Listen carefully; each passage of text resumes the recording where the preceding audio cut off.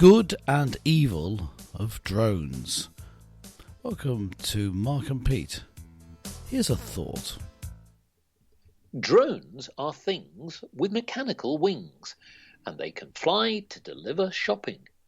None ever sings, and there are no strings, but some release a deadly dropping. Oh dear. While drones are very controversial, on the good side, they're used for entertainment and for deliveries. Good example, the drones have now been used to deliver airmail in remote parts such as the Orkney Islands, and we'll talk about that in a little bit more detail. And some countries are using them for medical purposes to get really important and vital equipment to remote areas. The downside, of course, as we've seen on the news, that drones are used for weapons. And even in recent times, drones that have been struck on areas like Ukraine, where they have been used to kill people, destroy buildings, etc. It's quite a serious problem. So, Clergyman Pete, I ask you, what is your opinions on the use of drones for good or bad? One of the key points of this technology is we have the drones, this technological breakthrough of a small, flexible aircraft that has low risk in that you don't have a pilot on it, so you don't have the problem either of hurting the pilot, or if you're talking about a military context, having a pilot lost behind enemy lines if you're taking part in such an action to be captured, etc., etc., possible security risk, and of course the terrible PR problems. So you have drones as a great step forward, really, because of that flexibility and them being smaller and smaller, and increasingly with a greater capacity to carry loads. There's been examples of famous YouTubers, yes, looking at you, Casey Neistat, flying, being pulled up into the air by drones. I think he was wearing a Father Christmas or Santa Claus outfit. So we're getting more and more abilities of these drones. But it is that flexibility and the fact that they don't have the pilot on board which makes them better for certain activities. And they're both good and bad. So just looking at the delivery options, for ages, one of our favourite online shops and delivery services has talked about having drones supplying, I don't know, your favourite book or other produce to your bedroom window by delivering it by drone. It's not quite happening other than in small-scale test scenarios, but you can see whether this, I think, is good. Any technology that's technological advance like this is good, but of course it can be used for evil. Yeah. Well, here's the thing. Let's look at the good side. To your point, certain well-known delivery firms are taking advantage of this. Now, when it comes to the Orkney Islands, we all know they're remote, but letters and parcels are now being transferred from Mail's Kirkwall delivery office to Stromness. Now, from there, the drones will carry items to Grahamsay and Hoy, where postal staff will complete their delivery routes. The point being is it makes the whole process far more efficient and much easier and far more flexible. But to your point here is that for those people who have the right setup, they could receive maybe a drone to land a parcel on their front doorstep, and that again would be very, very efficient. I'm not entirely sure how you do that in a high-rise flat, but nevertheless, who knows? They come in all shapes and sizes, don't they?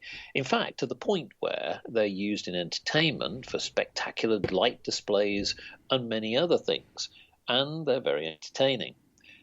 The challenge, of course, as you've already pointed out, Clergyman Pete, is that those in the military recognize the flexibility that they have. Because they come in small sizes, it's very easy to seek people out. We saw that with bin Laden, where America had sort of searched him out, and the drones were used in that particular capacity. We've seen, as we've looked at the unfortunate news where Russia has been dropping bombs on Ukraine and vice versa.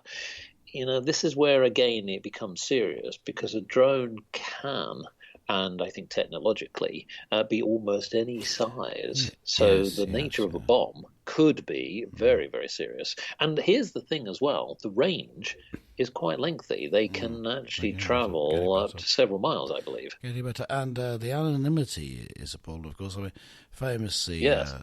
President Barack Obama of the United States ordered many more strikes than his predecessor, George W. Bush, who's known as a bit of a warmonger, but he uh, was able to do so. Barack Obama was able to kill lots of people, including civilians, because he used drone strikes. So they were anonymous.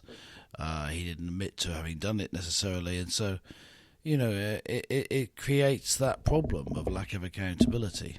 So that is, I suppose, as we're comparing good and evil with drones, that's the evil side of it.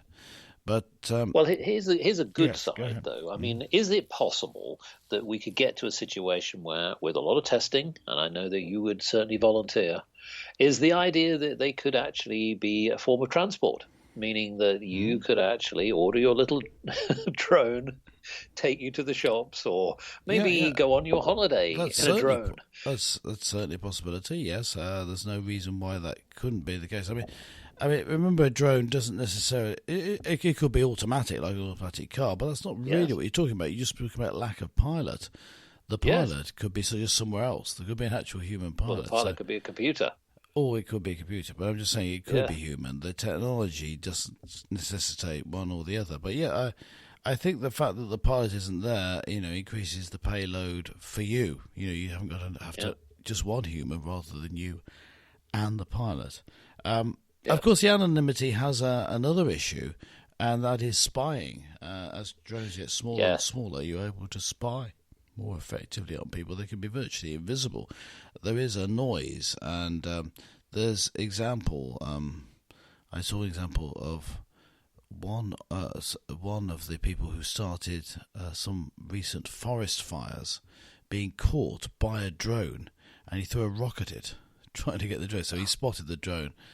He didn't manage to hit it, so he was still No. captured. Hence, I know about it. But the they can be virtually anonymous, so it opens up opportunities to spying no end. So, good reasons and less than savoury reasons are available to drones, but as I said earlier, all advances in technology are, I think, are good in themselves. Something good, something new. Something new, rather, is something good, which can then be used for good or evil, and Yeah. that's the issue. It depends on your ingenuity, what the ideas are, what you can come up with. When people are asked, well, what superpower would you like to have if you were to be a superhero? There are two that are the most popular. One is the ability to fly, and one is invisibility. And with drones getting smaller and smaller, and of course their ability to fly is a major feature of theirs, but the range getting larger and larger, you get those two superpowers in one small package. With the lack of risk, you're not actually doing it yourself. You're doing it at arm's length. So it's obviously a good thing. It's superheroes in real life. Well, we don't want to drone on too much longer, so I Well, think it's pretty obvious that we're more on the positive. Yeah. good side, Yep. the greater good, I think. And let's be honest, I do think that they are going to form almost in every aspect of our lives, whether it be in entertainment, whether it be for delivery, whether it be for other things. I wonder what our listeners think. Yes. Let us know. Make sure that you're subscribed to Mark and Pete by going to markandpete.com. Leave us a message on this or every episode. But from Mark and myself, it's goodbye for now and catch you next time.